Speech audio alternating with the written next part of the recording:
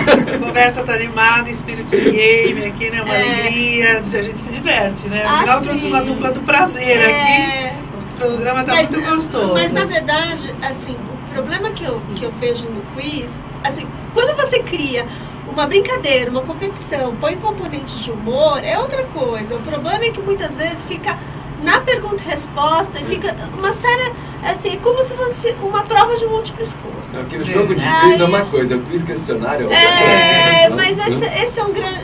Mas isso que me incomoda um pouco no jogo de quiz. Bom, eu acho que o público entrou no nosso espírito alegre, que tem um monte de perguntas ali. Vamos lá, Gil? Vamos sim. Antes da pergunta, queria fazer um comentário que aqui no nosso chat tem a Mônica que está acompanhando.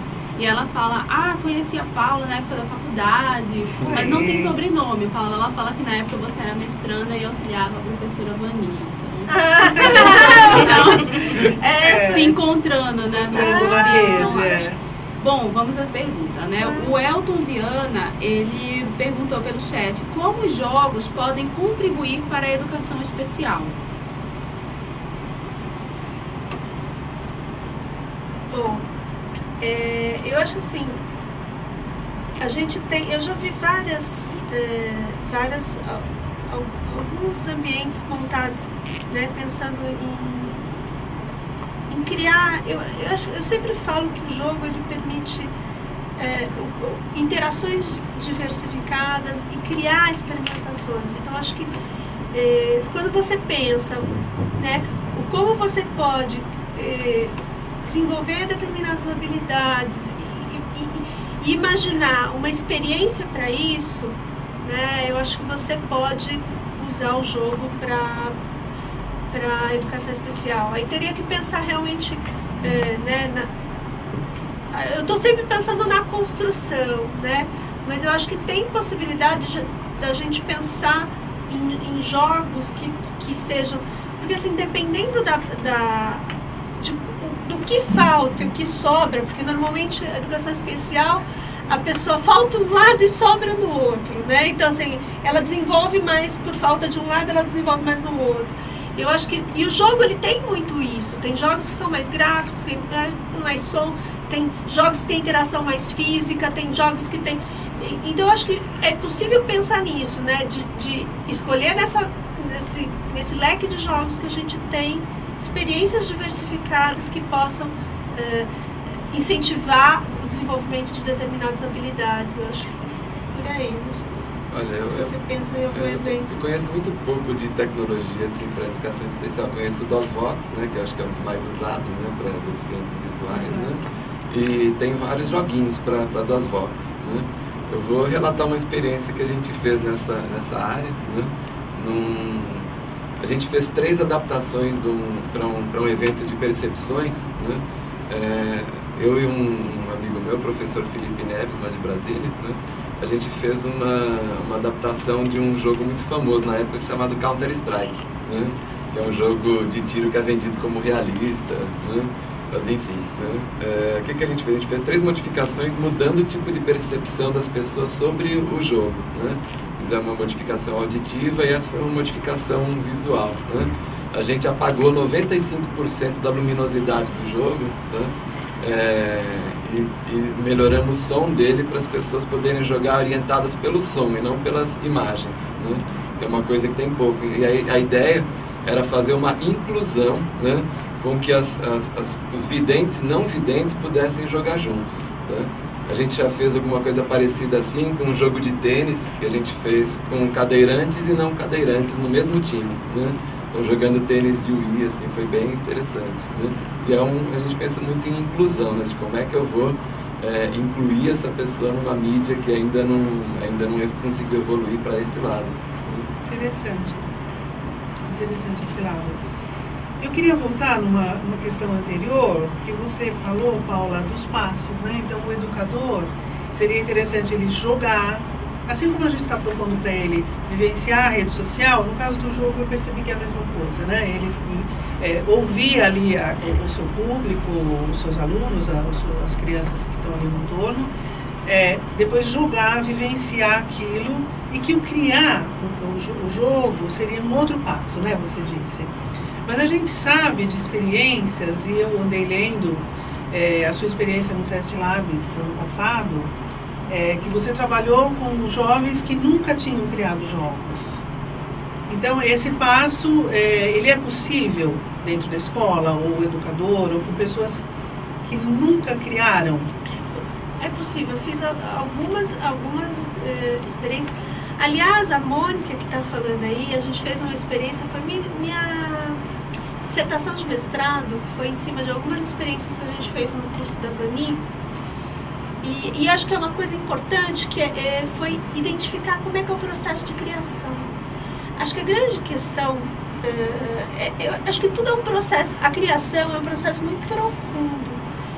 Ela não é só fazer o jogo, é você ter consciência do seu papel pedagógico, entender como é que você vai ensinar e aprender, né? Qual é o processo, né? Que vai primeiro por um lado interno, que seria depois você construir um roteiro, para depois eu falo que é um processo alquímico. Primeiro você identifica quais são os arquétipos. Toda vez que eu construo um jogo, eu faço uma análise arquetípica, eu faço uma análise de quais são as mobilizações que estão por trás daquilo, quais são as nossas mobilizações internas, tá? Para construir os personagens. Eu sempre construo, todo personagem tem algum arquétipo associado a ele, sempre.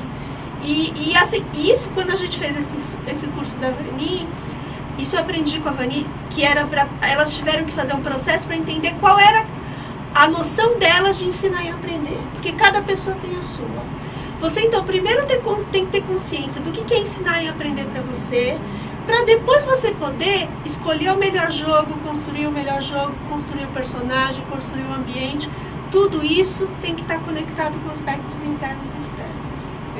Você está falando, Paula, da Vanikensky, né? Da Vanikensky. Da Vanikensky. E eu posso concluir daí, então, que a criação vai envolver uma equipe multidisciplinar. Sim. Ou interdisciplinar, sim. O que é muito bom para a escola. Sim, sim. Trabalhar com jogos, ou criando ou jogando, prevê essa interdisciplinaridade. Sim, sempre. Interessante. Roger, gostaria de... Tem um exemplo interessante de uma escola na Suécia, que está usando o Guitar Hero como ferramenta interdisciplinar. Né? Estão usando desde na aula de música até a aula de redação. Experiências que os alunos estão fazendo com o Guitar Hero lá, que é um jogo bem simples, não tem história, nada disso, mas eles estão desenvolvendo em cima desse que é uma coisa multigeracional. Tem coisas tem músicas que todo mundo gosta, Vanessa tem pergunta. O pessoal é animado. Tá bem animado, assim. Tenho pergunta, vários comentários, tem um perfil que são várias letras, é um perfil de uma educadora, presumo, e ela se chama AMFRC. Eu recomendo depois que vocês procurem, porque ela está fazendo vários comentários, está interagindo de uma maneira muito bacana. E ela comenta uma coisa que eu pensei, que é o seguinte: no Second Life, há acessibilidade para sensibilizar e educar na Ilha da Educação, ver João Matar. E aí ela recomenda. Eu tenho também um outro comentário, uma pergunta da Débora Cebrian, que é super nossa amiga, acompanha bastante, participa do grupo de estudos, participa das ações que a gente promove e também está acompanhando muito intensamente. Primeiro ela comenta que ela adora jogos de quiz. E depois ela pergunta o que vocês acham do uso do Scratch com os pequenos. Será um bom foco colocar o aluno para programar?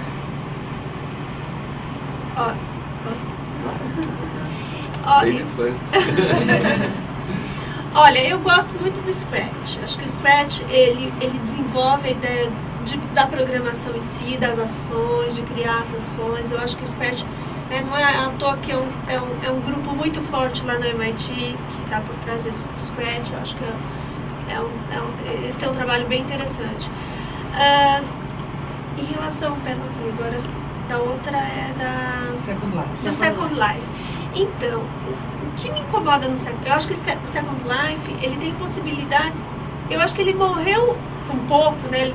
Ele caiu em desuso antes de todas as possibilidades dele serem exploradas. Porque o que aconteceu? As pessoas, ao invés de criar mundos diversos, aí vem diversão, as pessoas tentaram reproduzir o mundo físico, né? Então, assim, eu sempre quis criar um mundo dos sonhos, o Second Life, criar essas possibilidades. Eu acho que esse é o grande problema, muitas vezes, do educador.